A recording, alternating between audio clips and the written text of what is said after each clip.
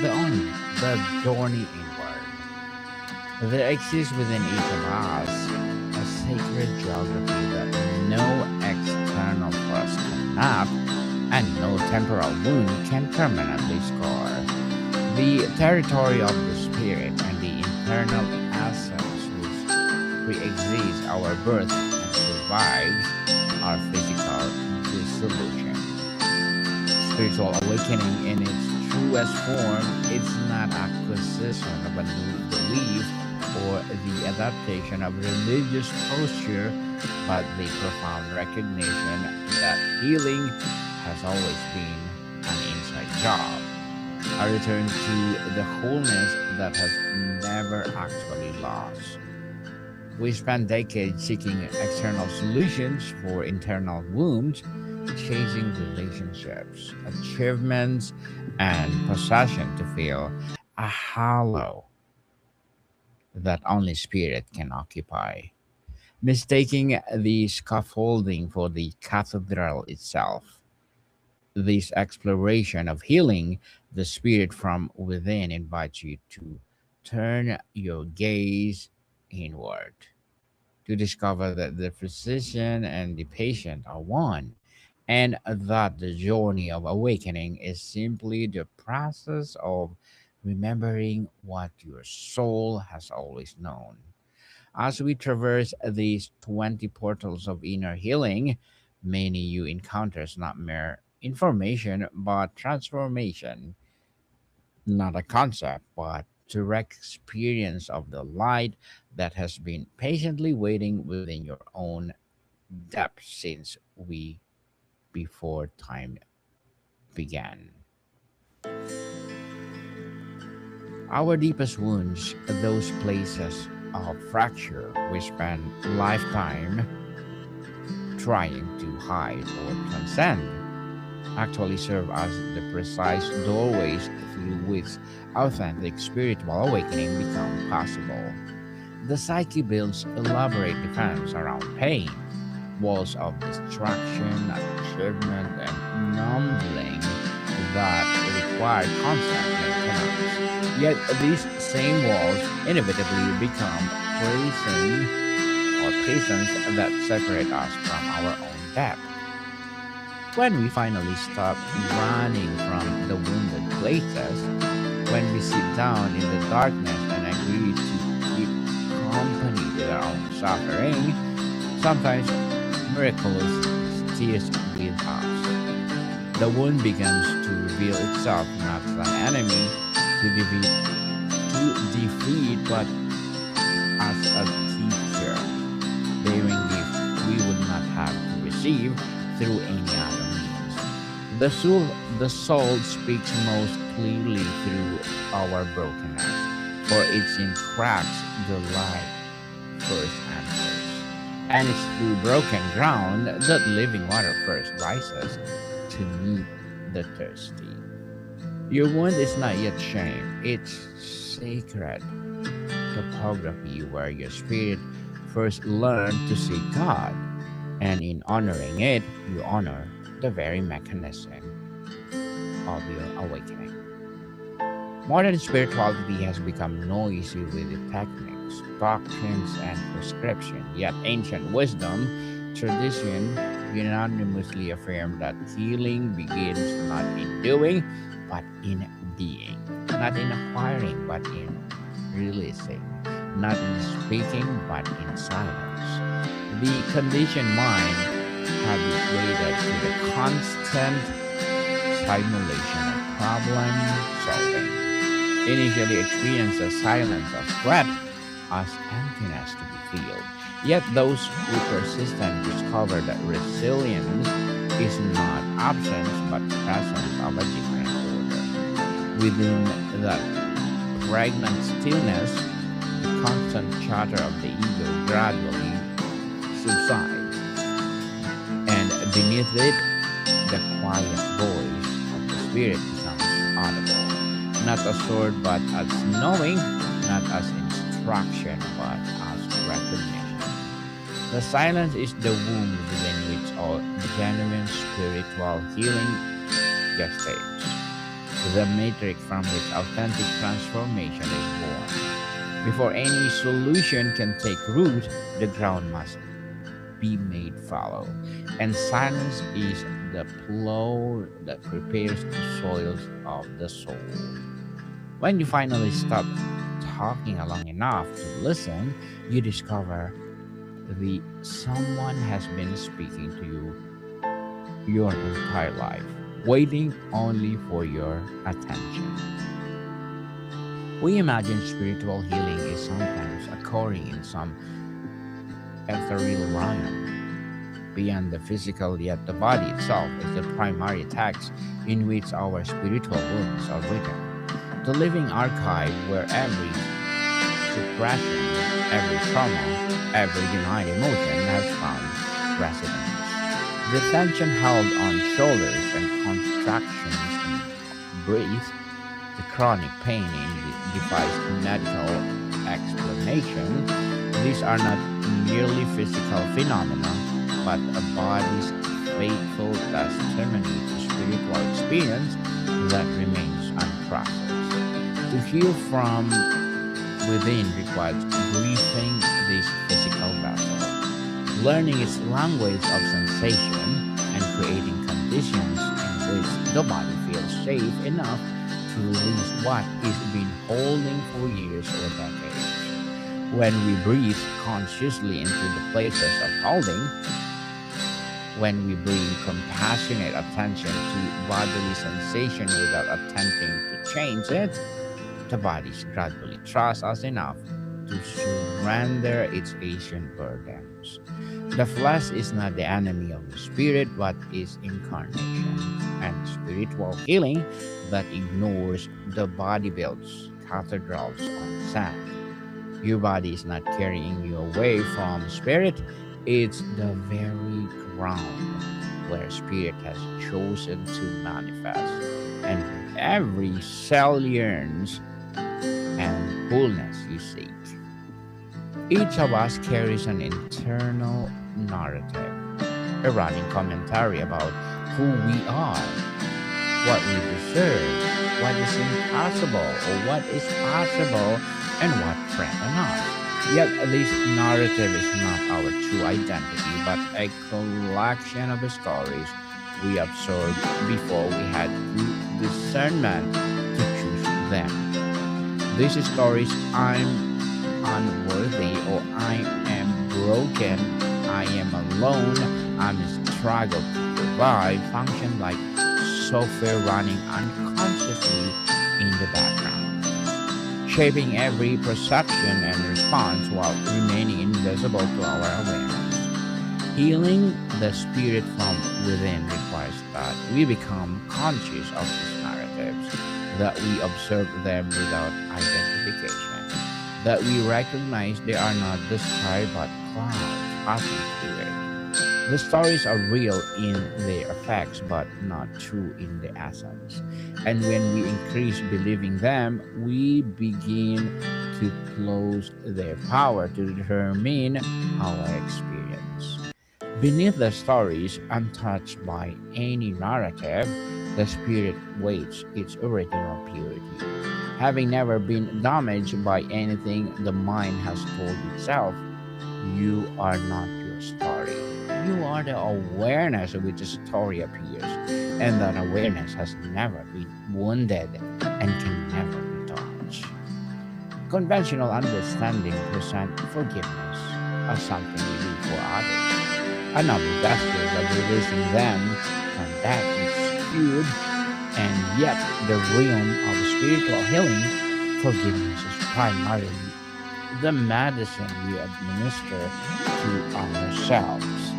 The resentment we carry for those who wounded us, the bitterness of the past injustice, the condemnation we dread our own perceived failures. Those do not touch their object but poison the vessel in which they are held.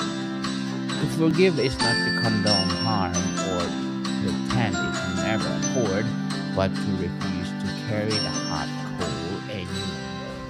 To recognize that holding other hostage in our heart's prison keeps us in prison as well. This inner alchemy transformed the need of resentment into the code of liberation. Not because the past changes, but because our relationship it transmutes. Forgiveness finally is the heart of recognition that it was never designed to be storage facility for pain. When you forgive, you are not letting someone else off the hook. You are finally unhooking yourself from the chain that has been binding you to the moment that no longer exists. Carl Jung concept of the shadow, those aspects of ourselves we have disowned, rejected, or hidden from awareness, reveals the spiritual wholeness requires not elimination of our darkness, but its integration into conscious awareness. The qualities we cannot tolerate in ourselves, anger, readiness, ambition, sensuality, vulnerability, we protect into others, then fight them there, never recognizing that we are not engaged in internal civil war without our own reflection. Healing from within demands so that we turn toward these rejected parts with the same compassion we would offer of a wounded child. That we reclaim them not to master but as remembers and members of our internal community. The shadow, when befriended, reveals itself as a carrier of immense energy and wisdom, a guardian of gift and could not survive the light of conventional approval. What we most feared is finding ourselves often contains precisely what we most need to become whole.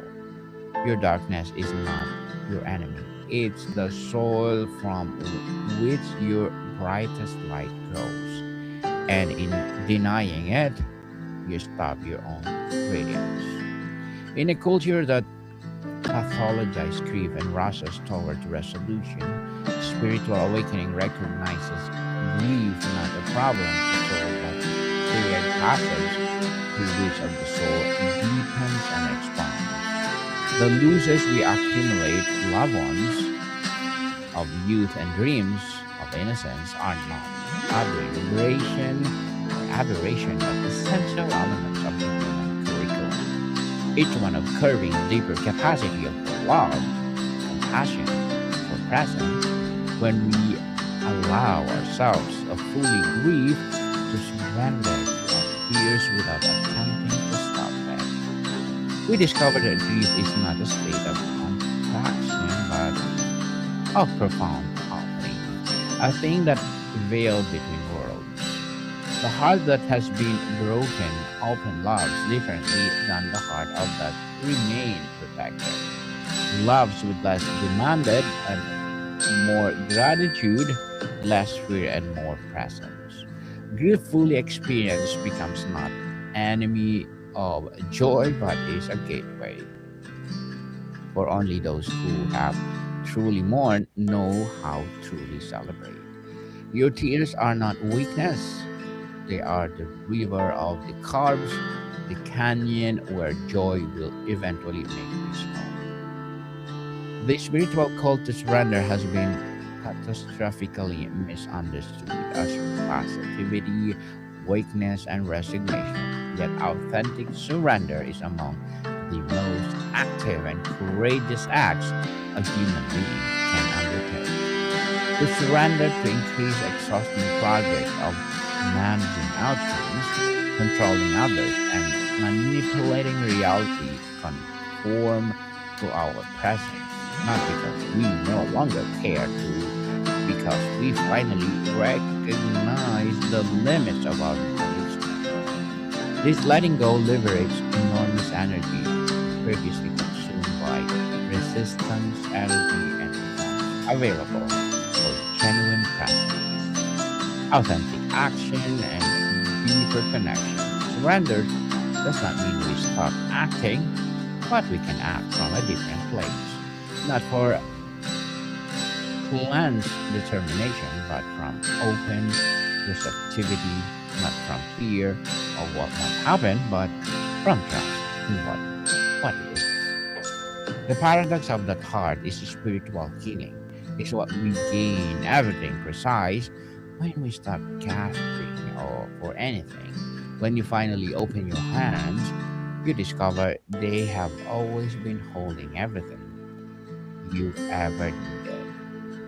Between the conscious mind and the autonomic nervous system, between will and mastery, between the mundane and scared, and breathe stands as the living breeze always available or closing. Its inhalation grows in not merely oxygen but life force itself. That the animating presence that distinguishes the living from the dead and that connect us to all the breathing. Its exhalation offers release not only of carbon dioxide but of tension, of sorrow, of accumulated dullness, of unconscious living. When we bring conscious attention to the breath, we will simply observe its rhythm without attempting to change it. We tap into the body's innate wisdom and its capacity for self-regulation and healing. The breath is always happening, or the breath is always happening, always available, always now. A perpetual innovation to return from the past, the future, and the only moment where healing can actually afford. In this sense, we breathe is not merely psychological but profoundly spiritual. We most accessible portal to the presence moment and to the presence that dwells within it. Right now, as you listen, the breath is waiting, or the breath is waiting, and to bring you the distinction between loneliness and solitude marks one of the spiritual maturity most significantly threshold. For loneliness is the ache of separation, while solitude is the joy of communication with oneself, with the divine. In a world that has pathologized being alone, that feels movement of moment with simulation and distraction, the capacity for genuine solitude has become rare and therefore precious. When we sit alone without device, without project, without escape routes, we eventually encounter that we have been living the role, unadorned and experience of being alive in a body with consciousness that cannot be permanently distracted. This encounter, initially uncomfortable, gradually reveals itself as a homecoming, as the discovery that we are not alone, even when alone. That there is a presence within us that has been waiting for a relationship with the self that precedes all other relationships and outlasts them all. In solitude, you discover that you have always been accompanied by presence that loves you without condition and awaits you only your recognition. Spiritual discourse often vilifies the egos as economy and as well as the enemy, obstacles or illusion to be transcended. Yet this perspective misses the crucial truth that ego is not the problem, but the solution to a problem that no longer exists. The ego developed as a survival mechanism, a protective structure that helps us navigate dangerous environments and secure necessary resources. And for this purpose, it deserves gratitude rather than condemnation. The difficulty arises when the ego, having served its protective function, continues to want to show along after the original dangers have passed, filtering reality to ancient fears and keeping us as mold to keep us safe. Healing the spirit from within requires not destroying the ego, but transforming our relationship to it, shifting from identification with the programs to a compassionate observation of them. The ego can evolve from manager to servant, from dictator to advisor, and in evolution to find its proper place in its spiritual ecology of the self. Your ego is not your enemy, it's the frightened child who needs your adult presence, not your reaction, not your rejections, to finally feel safe enough to relax. Every human heart yearns for unconditional love, yet most of us has never been experienced and therefore doubt its existence. We have known love that was earned through performance, love that was withdrawn when we failed, love that comes with invisible contrast and fine print we discovered only after sight. The great secret of a spiritual awakening is the unconditional love that has to be present all along, not as something to be obtained from another, but as the very ground of our own being. The divine does not love because you are good, because you are worthy, because you are earned it.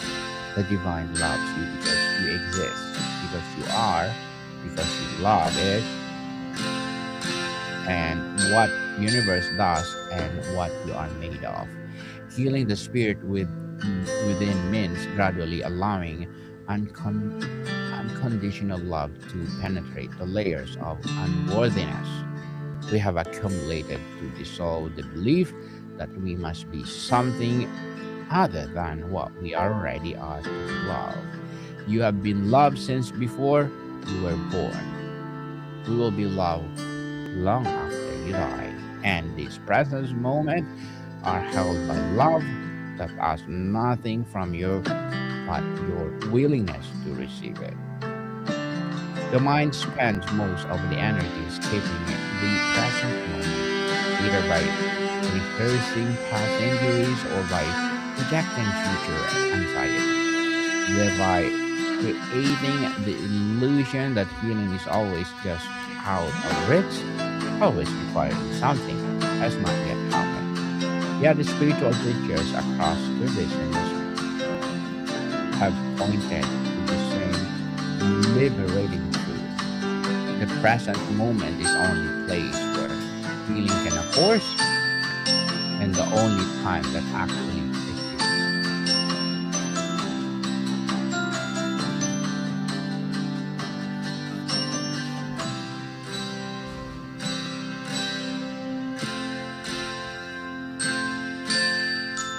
The only reality we never truly inhabit.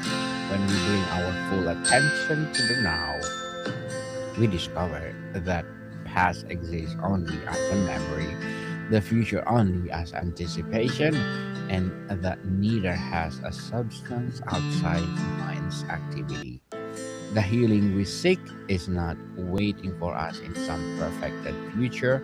It's available now. It's very, very brief sufficient. That is very sensation. This is a very awareness. The present moment is sufficient not because it contains no pain, but because it contains the awareness that can hold the pain without being destroyed by it. Everything you need is healing, is already present. You need only to show up fully. The moment is already here. Spiritual awakening is not a destination to be rich, but practice to be cultivated. A muscle to be exercised through the ordinary moments of ordinary days. The temptation is to seek peak experiences, traumatic breakthrough, and the altered states. Yet these are not the foundation of healing, but these occasional. The foundation is much simpler and much harder. The willingness to show up from this moment and this one with whatever it contains. Present practice in traffic jams, in difficult conversation, in the quiet of morning coffee, in the ache of loneliness. This is the slow, steady work of transforms the soul. Each moment of presence weakens the old patterns of reactivity and strengthens the new muscle of responsibility. The capacity to choose how to meet and what life brings. The great promise of a spiritual practice is not that life will stop being difficult, but that will stop being destroyed by its difficulties. You do not need more time, you need more presence and time you already have. Almost every spiritual journey includes period of mystic and called the dark night of the soul, a season when full presence of the divine grows, when practices that once nourished feel empty, and faith itself seems to have abandoned us. This experience terrifying at least serve as a precise and essential purpose. It wins us from our attachment to spiritual experience itself, from the consolation of feeling holy or connected or enlightened. Everything is not essential, leaving us with nothing but naked choice to continue or to turn back. Those who endure discover that they were never truly alone, that darkness was itself from presence. What we felt like abandonment was actually stripping away of everything that prevented real intimacy. Your dark night is not a punishment, it's a fire that burns away everything in you in the fire. After all seeking all these practices, all dark nights and moments of breakthrough, what remains is simply this: the recognition that you have never been anywhere other than home, never been anything other than what you were seeking, never been separate from the love that you have held you since before time began.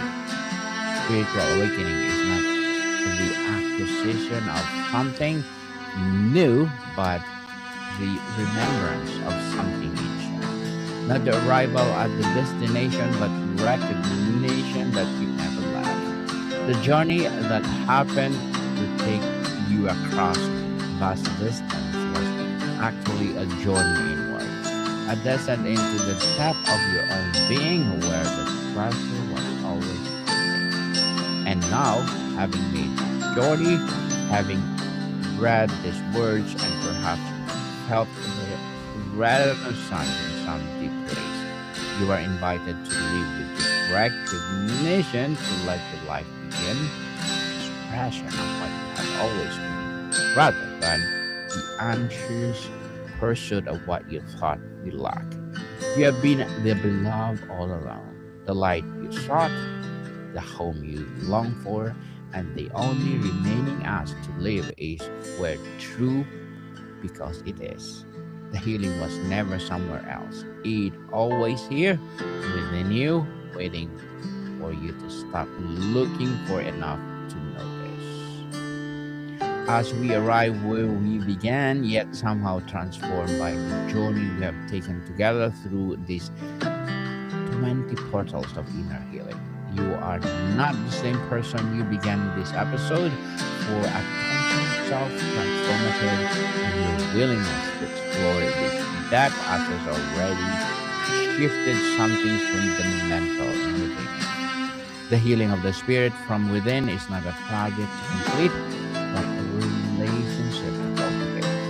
Not a destination to reach, but dimensions in heaven, more fully with each passing day. As you go forward from this moment, remember that the silence is always available. The breath is always present,